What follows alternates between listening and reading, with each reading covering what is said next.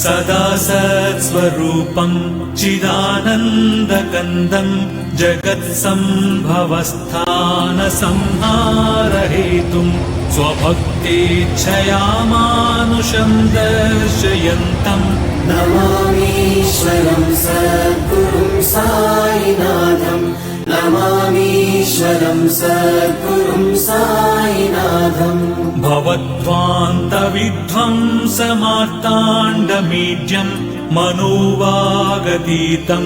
मुनिर्ध्यानगम्यं जगद्व्यापकं निर्मलं निर्गुणं त्वां नमामीश्वरं सद्गुरुं साईनाथं नमामीश्वरं सद्गुरुं साईनाथम् भवाम्बोधिमग्नार्दितानां जनानां स्वपादाश्रितानां